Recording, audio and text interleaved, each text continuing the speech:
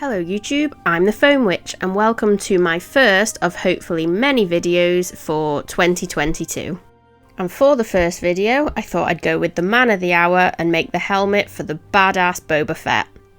If you like crafting content like this, please make sure to give a like and a subscribe to my channel. And with that out the way, let's get started for 2022 and let's do this. So the first thing we are going to need are templates, and for this build I am using pre-made templates from the awesome Punished Props. If you've not checked out their website yet, please make sure that you do. I'll leave the link in the description of this video.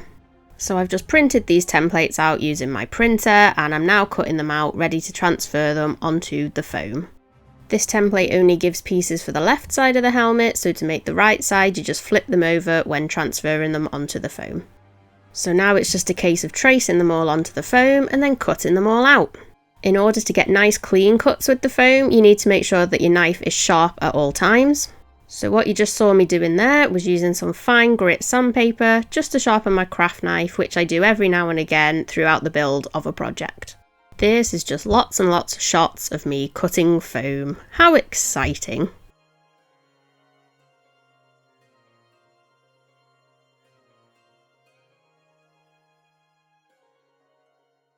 Some of the pieces on the cheek parts need some bevel cuts so they sit together properly.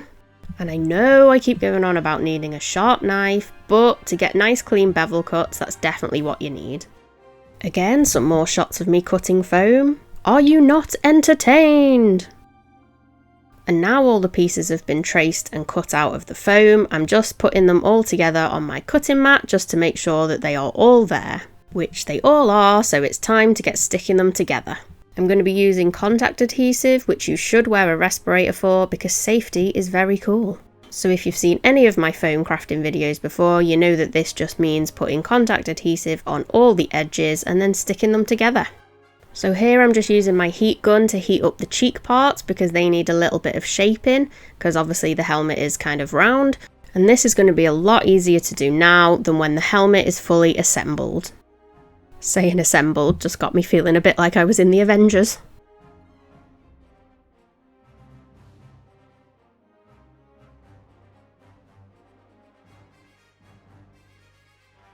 So I did find sticking the beveled cheek parts together a little bit tricky, mainly because it's 10mm foam, which isn't as malleable as some of the other foams, but I got there in the end.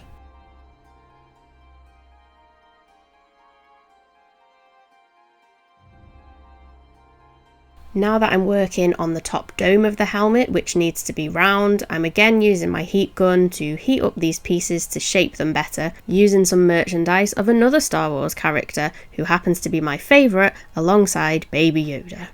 And if you couldn't tell who it was Captain Phasma.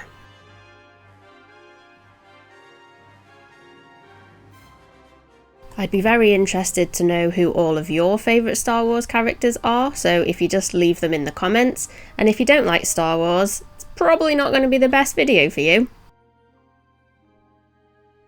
Some more gluing and sticking, trying to get those seam lines stuck together as best as I can. Feel free to skip a few seconds ahead of this video if you're a bit bored of seeing this, I won't hold it against you.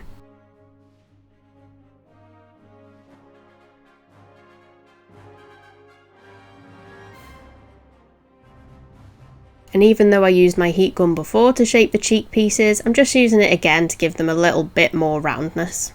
And now all the pieces have been stuck together, you can see that my sticking has gone absolutely atrociously and the seam lines are horrendous.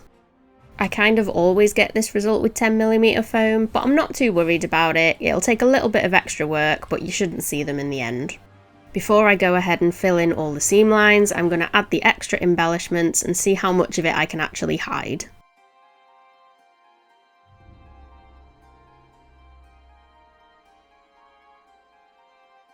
Now it didn't actually hide a lot of the imperfections, which is fine. I could have used some very thin foam to skin over the top of the imperfections to hide them, but as the helmet is domed shape, I thought that would have been a bit more easier said than done, so I chose not to. So I'm just using my Dremel with sanding barrel attachment just to take down some of the high spots before I work on filling in the seams.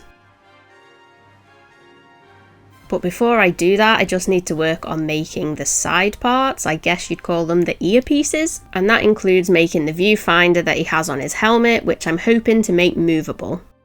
Again, just using my trusty Dremel to sand down some of the cut lines. Please sponsor me, Dremel. Some of these attachment shapes are angled, so you are going to have to cut bevel cuts, and again, you need a really sharp knife. Are you bored of hearing that yet? It is honestly the best piece of advice I can give. This piece is ready to be stuck together, and then it's ready to go on the side of the helmet. Now to cut out the pieces for the viewfinder section. You could cut this out of something solid because you don't really want this to be flexible and wobbling around. I didn't have anything I could have used, so I'm making it out of foam in the hopes to add something to the middle to make it solid.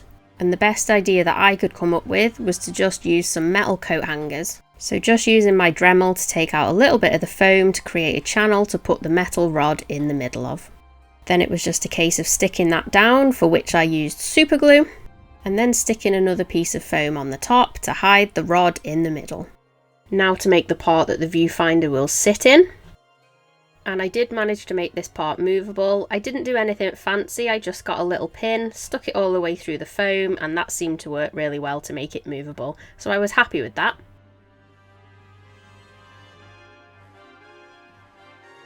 Now it wouldn't be a true Boba Fett helmet if it didn't have the iconic dent right on the top. So I just took my Sharpie and drew a rough guide of where I thought the dent would go. It was about the same size and shape, so I thought it looked good. Then I just took my Dremel with the sanding barrel attachment on it and just chipped away at the foam to make a big old mess really. Didn't need to be too neat with this because it is supposed to be a dent and it's supposed to look damaged, so I just chipped away as much of the foam as I was happy with. Then I changed from the sanding barrel to the polishing stone just to give it a bit more definition and to get a bit further into the foam to give it a more defined look. Then to give it a bit more texture, I heated it up with the heat gun and then used a rolled up ball of tin foil to imprint into that hot foam. Just gave it a bit more texture and made it look a bit more realistic. Now to work on the two, I'm not really sure what you'd call them, so I'm just going to call them triangle details on the front. I cut all the way through the outline of these with my craft knife and then pushed them back into the helmet slightly to give it a bit more definition. And once I was happy with how far back into the helmet they were, I wanted to obviously make sure they stayed there, so I just took my hot glue gun, put a blob of hot glue on the back, and that would keep them in place. And now what I needed to do was go back and work on the terrible seam lines that I showed you earlier in the video to make them look acceptable and to fill them in so you can barely notice them. And the only way that you can do this is use some kind of filler and fill and sand and fill and sand and fill and sand and repeat and repeat and repeat. Then I just had to clean up any stray contact adhesive that remained on the helmet along with any pen lines. Doing this by using some white spirit on a cotton bud very gently. And at this point I thought it was looking pretty good, so it was time to move on to the sealing. Not on the ceiling, but sealing the foam. Just using a brush to paint this on. I think in the end I did about 5 or 6 layers of the Hex Flex. With the last layer I put it on super thick. And once I was happy with it, I just used a hairdryer on a low heat setting just to make sure it was fully cured before I moved on. This is the helmet after the layers of Hex Flex. I did go back and spray one more layer of Seal Prime just to give it that really smooth finish. And that is the Boba Fett helmet foam build complete. I didn't have the right paint to be able to paint this helmet in this video, so that will be released as a new video in the future, so look out for that. If you are still watching this video, I want to take the opportunity to give a massive thank you for watching. If you've enjoyed this video, giving it a thumbs up like would be awesome. And if you enjoy content like this and would like to see more, if you could subscribe to my channel, that would be absolutely incredible. If you want to check me out on Instagram, you can find me at The Foam Witch. So again, huge thank you for watching, and I'll see you next time.